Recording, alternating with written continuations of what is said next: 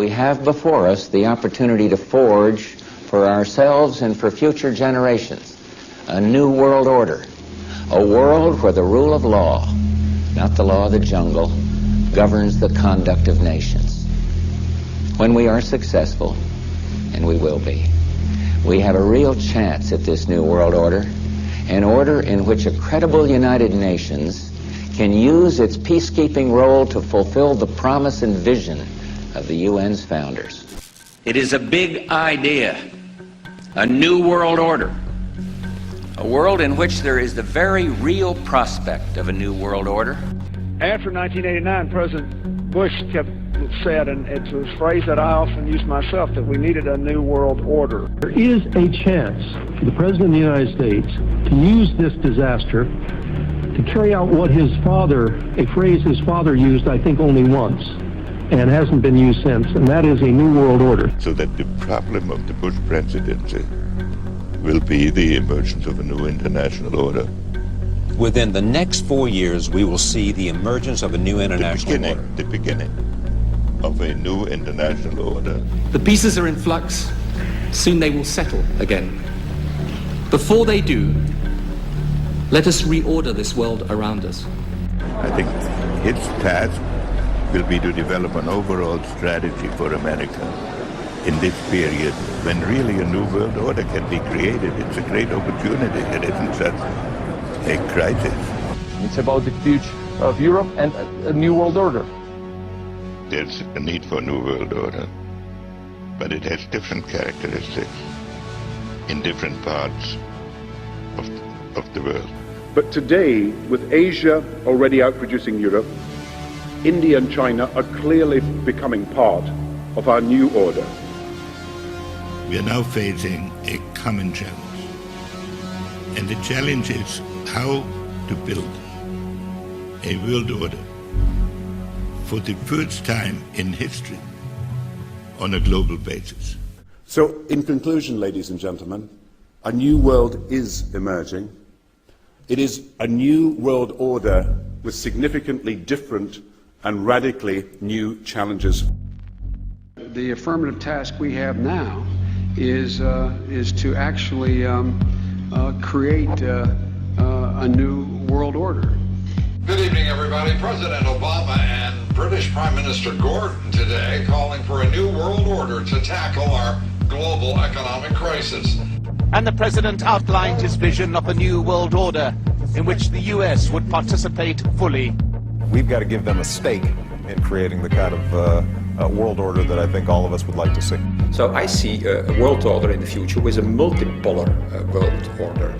I think a new world order is emerging, and with it the foundations of a new and progressive era of international cooperation. But in a globalized economy, we are going to have to take global responsibilities, and there is going to have to be some semblance of global governance. Never before has a new world order had to be assembled from so many different perceptions or on so global a scale. Nor has any previous order had to combine the attributes of the historic balance of power system with global democratic opinion and the exploding technology of the contemporary period. And I strongly believe India will be a central actor in the new world order. There also exists an extraordinary opportunity to form for the first time in history a truly global society. 2009 is also the first year of global governance with the establishment of the G20 in the middle of the financial crisis. The climate conference in Copenhagen is another step towards the global management of our planet. New World Order is the headline in the Globe and Mail in Canada. Is this global governance at last? Is it one world, the central bankers in charge? But aren't we all just living and dying for what the central banks do? Of course we are. We are absolutely slaves to central banks. That this crisis, in the way that has developed, will require some kind of a world government. And one of the ways it will drive the change is through global governance and global agreements. Well, during the conflict with Saddam Hussein, which he handled so superbly in a short-term sense, but he kept talking about a new world order. And then President Bush, at the end of that war, promised he would give 4 graduation addresses, 4 commencement addresses describing that New World Order and what America's role was going to be in it. Turned out he gave one of those addresses and canceled the other three and talked about something else.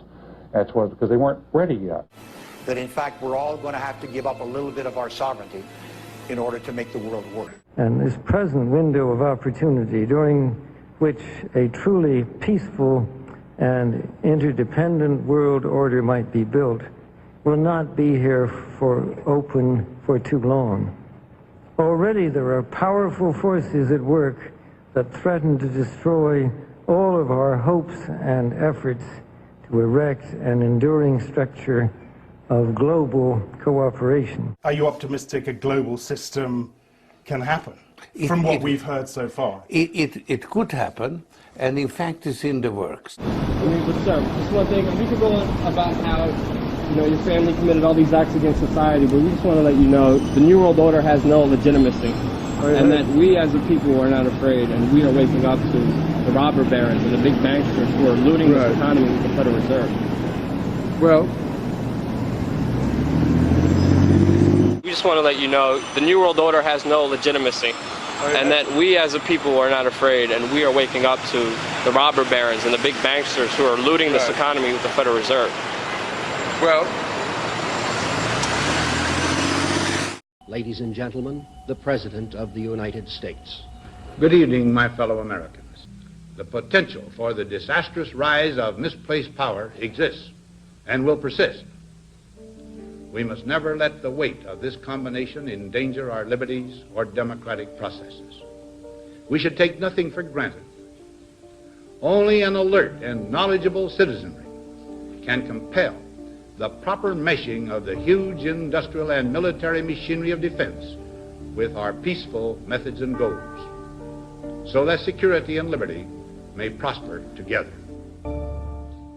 Ladies and gentlemen, the very word secrecy is repugnant in a free and open society, and we are, as a people, inherently and historically opposed to secret societies, to secret oaths, and to secret proceedings.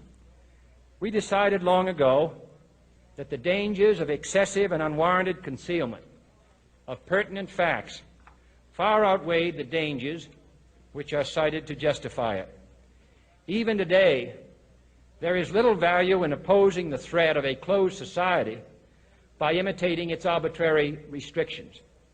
Even today, there is little value in ensuring the survival of our nation if our traditions do not survive with it. And there is very grave danger that an announced need for increased security will be seized upon by those anxious to expand its meaning to the very limits of official censorship and concealment. That I do not intend to permit to the extent that it's in my control. And no official of my administration, whether his rank is high or low, civilian or military, should interpret my words here tonight as an excuse to censor the news, to stifle dissent, to cover up our mistakes, or to withhold from the press and the public the facts they deserve to know. For we are opposed around the world by a monolithic and ruthless conspiracy that relies primarily on covert means for expanding its sphere of influence, on infiltration instead of invasion, on subversion instead of elections, on intimidation instead of free choice, on guerrillas by night instead of armies by day. It is a system which has conscripted vast human and material resources into the building of a tightly knit, highly efficient machine that combines military, diplomatic, intelligence, economic, scientific, and political operations. Its preparations are concealed, not published. Its mistakes are buried, not headlined. Its dissenters are silenced, not praised. No expenditure is questioned, no rumor is printed, no secret is revealed. No president should fear public scrutiny of his program, for from that scrutiny comes understanding, and from that understanding comes support or opposition, and both are necessary. I am not asking your newspapers to support an administration, but I am asking your help in the tremendous task of informing and alerting the American people. For I have complete confidence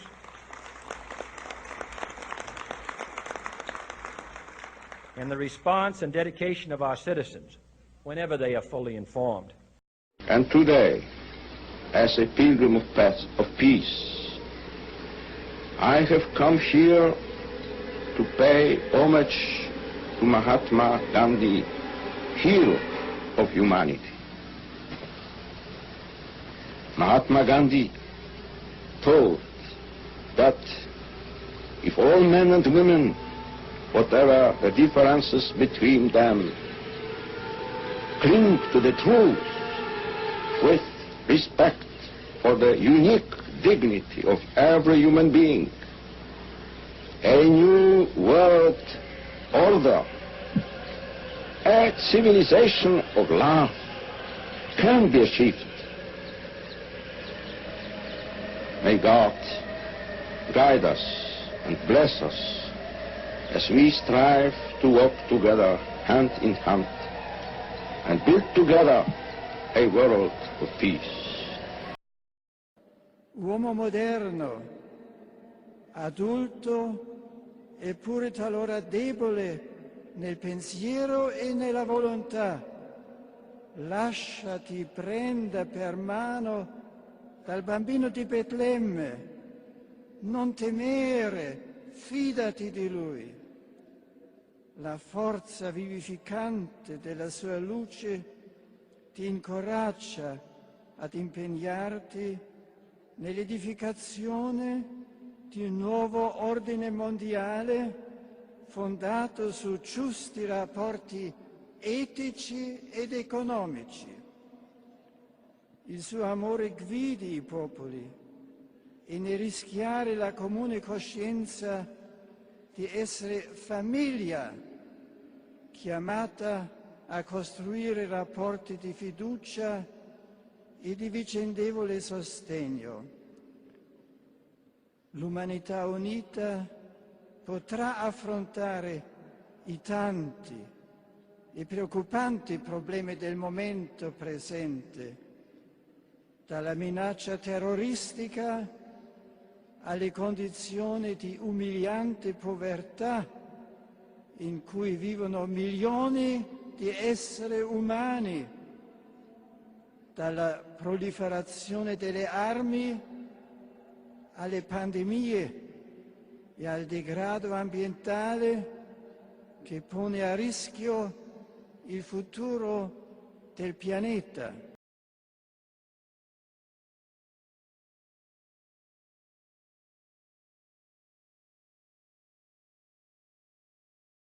And I am delighted to be here in these new headquarters. I have been often to, I guess, the mothership in New York City, but it's good to have an outpost of the council right here down the street from the State Department.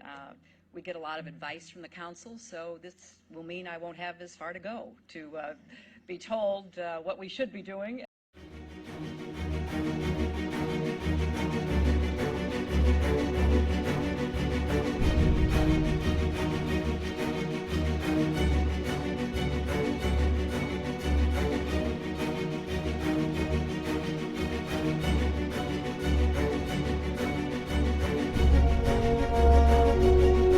Leo Lion Zagami. I was born here on the 5th of March 1970 in what is known as the Vatican Hospital par excellence, which is the Hospital Gemelli where John Paul II used to go. I was born within this Vatican background, so I'm here actually talking about what I know best, which is my city and my Catholic background. When they actually thrown us out of the church, the guy said, "But I believe in Jesus Christ." You know what the Vatican guy said? "We don't care about Jesus here. This is the Vatican. We don't care about Jesus here. This is the Vatican. We don't care about Jesus here. This is the Vatican." Together, of course, with Israel, since the Second Vatican Council, they have made this deal. They've been linked together, And so that's what I'm trying to denounce for many years, that there is critically important to understand what happens in the Vatican to then understand the rest of the New World Order, including the Club Bilderberg. And now they have, of course, a Jesuit Pope, so the whole scenario is completely under control, because the Jesuits at the same time have a link, very close link with the Freemasons of the ancient and accepted Scottish Rite. So there is also a link amongst the Jesuits with Freemasonry, especially in the Catholic countries, even more than the Protestant ones. So this is what is happening now, and then at the same time we have this whole scenario of satanic masses that are going on inside the Vatican with these pedophile rings. Now Italy is being invaded by immigrants every day. This is part of what is known as the Calergi Plan.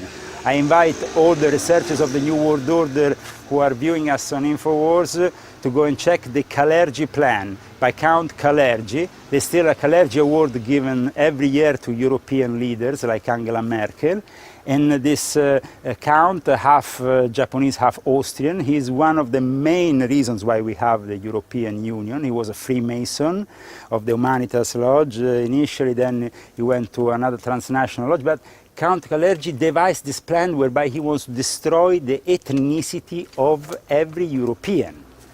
He wants Europe to not have anymore their own single ethnicity. And that's why they're pushing all these immigrants to cross the Mediterranean and come into Europe. They are basically destroying Europe by doing that.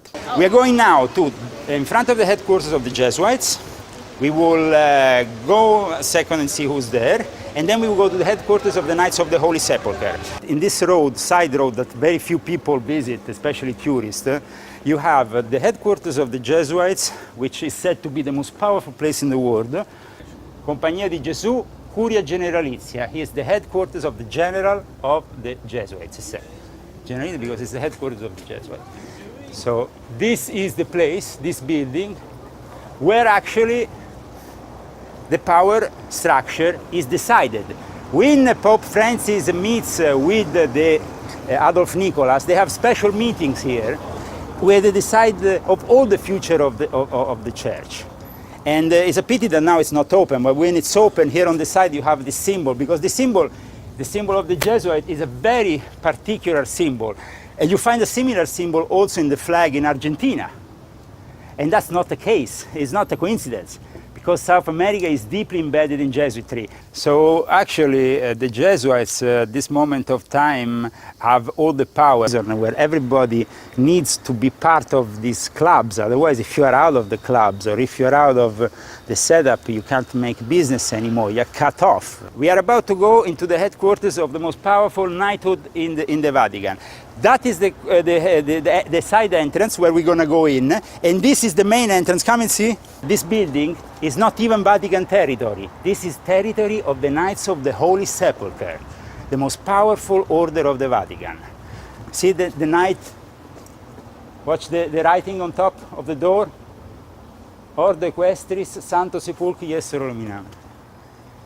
This is not even Vatican territory. They have their own private territory like the Knights of Malta. This is their own territory. So now we're going to go in a foreign land, which is even foreign to the Vatican. This is a very nice place. It's the courtyard of the Knights of the Holy Sepulchre. And of course here we are in another state. So when you come through this little gate here, it's not even Vatican territory anymore. This is a state that the Vatican has donated to his knights, to their knights. So this inside is the Knights of the Holy Sepulchre place, headquarters, where the military power of the Vatican is decided, together with the Jesuits. And they've got their people as And then general. they have the Knights of Malta, of course, which are the other ones. So if a U.S. general is part of this order, does he owe his allegiance to the president or this order? This order. That's always. All these people, even Jeb Bush, is first to the order and then to whatever he has to pledge allegiance in America. Why did we see Tony Blair join an order? Didn't he join them? He became Catholic, and of course then he could join orders of Catholic Church.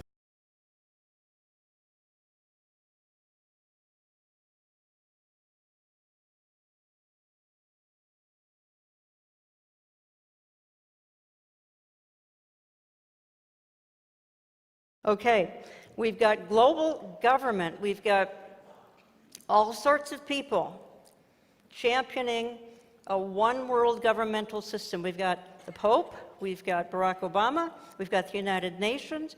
They're all cheering for global government. Revelation 13, a one-world system. Did you ever think you would see such perilous times? The White House has lit the spark for Armageddon, literally. We don't know if it's tomorrow, a year, 10 years, but it's lit the spark for Armageddon. Our own government. People longing for a man with a plan. I remember, I don't remember Henry Spaak, S-P-A-A-K, because he made the statement back in the 1950s, but it's a very famous statement at this point in time. People are quoting it all the time. He was a part of NATO in the 1950s, and I think that was a fairly safe time, but he said that man was longing for one person who could come along and solve the world's problems. And Mr. Spaak said, quote, "Be he God or devil, we will follow him." That was said in the 1950s. How much more are we longing for a man with a plan, for a Mr. Fix-It?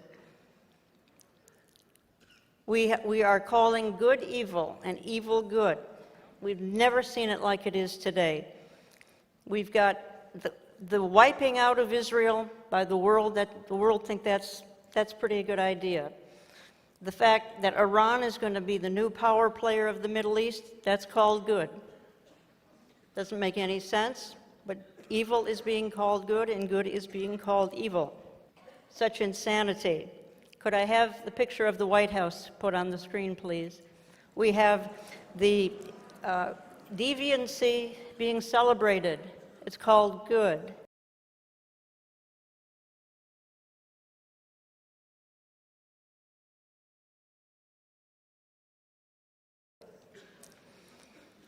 Could I have the next picture, please? We have the increase of evil. This is the goddess Kali, an a Hindu goddess, demon. This was beamed on the Empire State Building in New York City last month. And imagine, is this some sort of a statement? Is this the new matriarch of America? We have evil being called good. This was celebrated in New York City. This Hindu goddess Kali put on the building of the Empire State Building.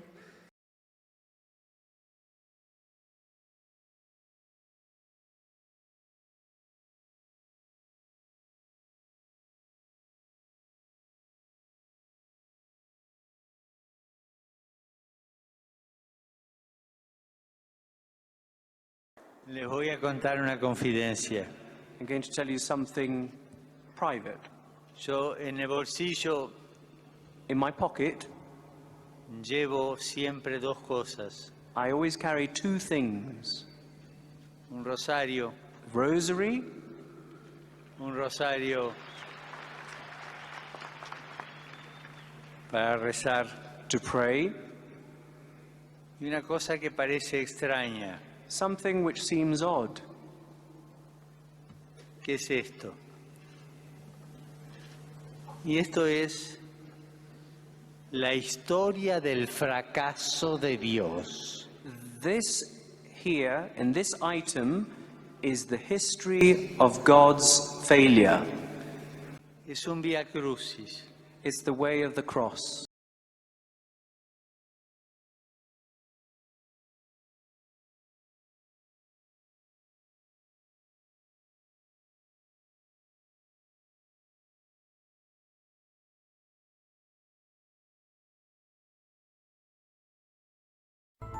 The statue of the Resurrection, located in the Vatican's Paul VI Audience Hall, is receiving some restoration work, which is scheduled to finish by December 9th.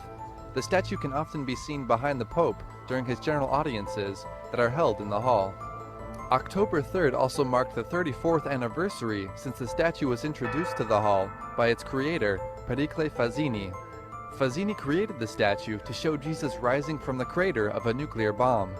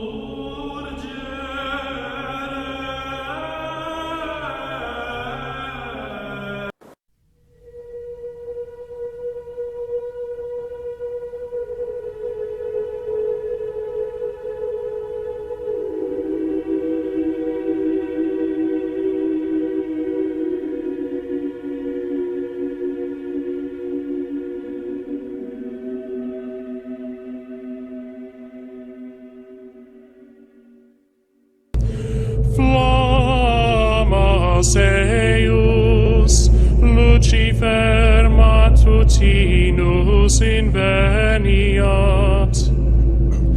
Ille in quam Lucifer qui nescito casum, Christus filius tuus, qui regressus ab inferis, humano generis serenus iluxit, et tecum vivit et regnat in saecula saeculorum.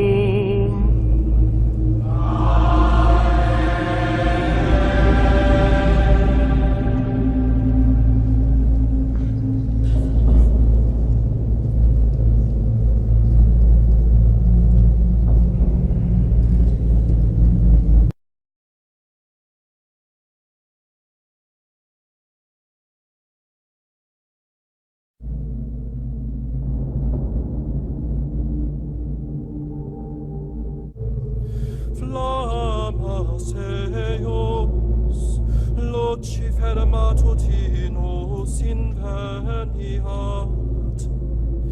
Ille in quam Lucifer qui nescito casum, Christus filius tuus, qui regressus ab inferis, humano generis serenus iluxit, et tecum vivit et regnat in saecula saeculorum.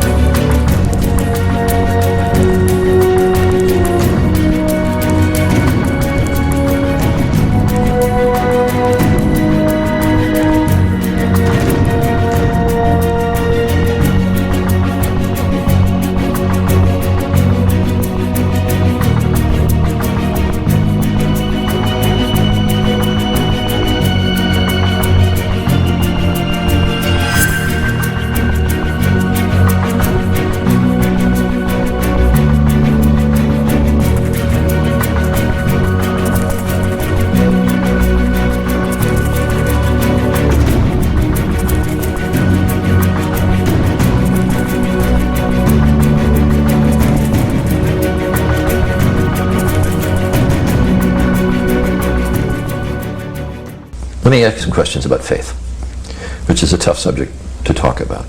You have called at times this battle against terrorism a crusade. I said it once and probably shouldn't have used that word. Do we all worship the same God, Christian and Muslim? I think we do. We have different routes of getting to the Almighty. Do Christians and non-Christians, do Muslims go to heaven, in your mind? Yes, they do.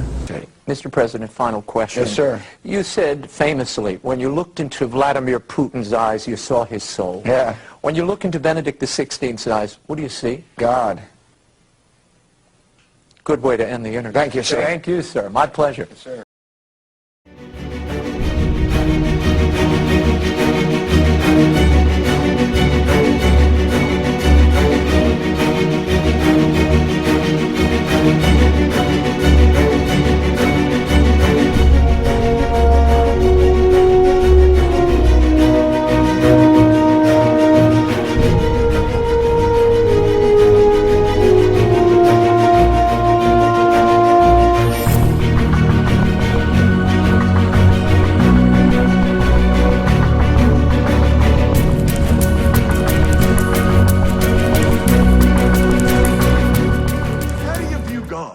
Desert. There's two types of birds. There's vultures and there's hummingbirds. One lives off dead carcasses, rotting meat. The other lives off the beautiful, sweet nectar in a particular flower on a particular desert plant, in the same desert, they both find what they're looking for. You know, take it all the way back into the Old Testament, and the Muslim and you, we actually serve the same God. Allah to a Muslim, to us Abba Father, God. And of course, through history, those views have changed greatly.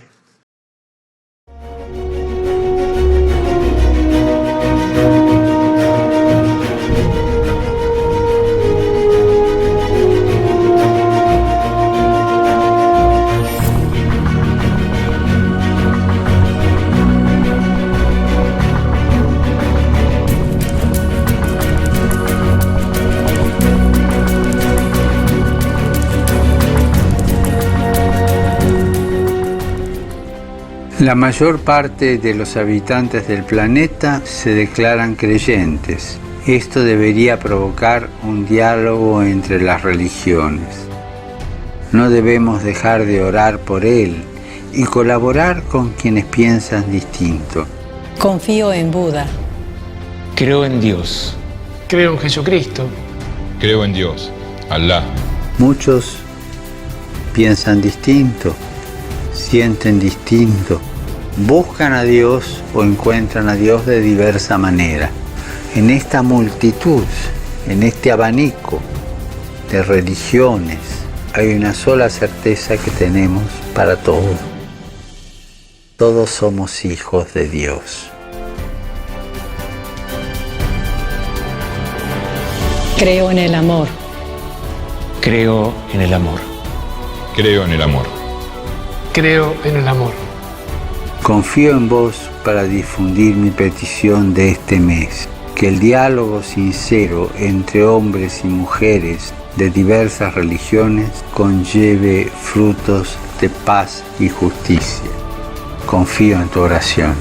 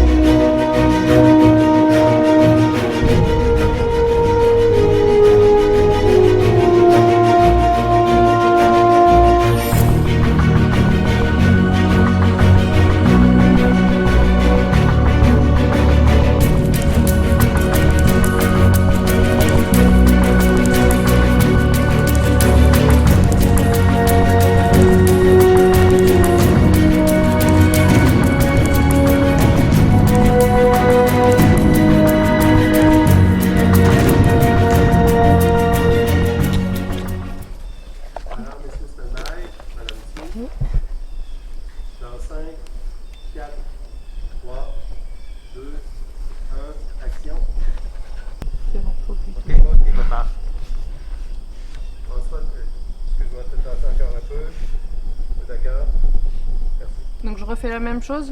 Oui, ouais. Et là, tu tombes. Et là, je tombe. Okay. Ouais, c'est sûr quand la chamée va te dire stop. Stop. Stop.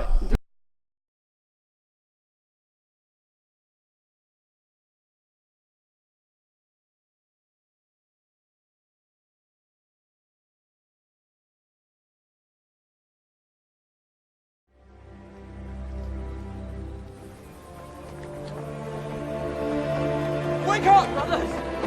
Brothers, wake up! Dave! Wake up! God! He's gone. What? Yeshua's wake gone! Up. Brothers! Yeshua! Where is he? He's back! Come on, brothers! Wake up! Where's he gone? Yeshua! Yeshua! Brothers, he's here! Come on! Yeshua! Yeshua! Yeshua! Brother!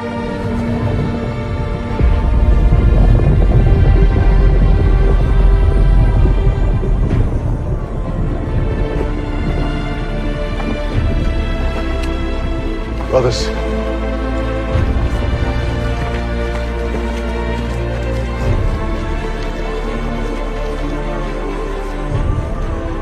I go to prepare a place for you. Go into all the world and preach the gospel to all nations. You will be my witnesses in Jerusalem and all Judea and Samaria and to the ends of the earth.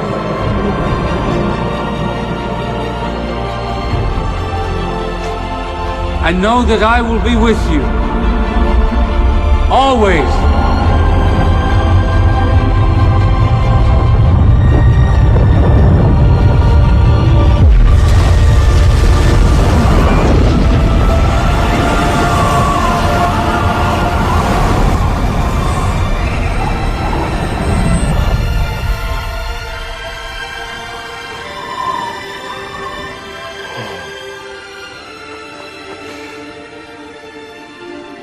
Lord.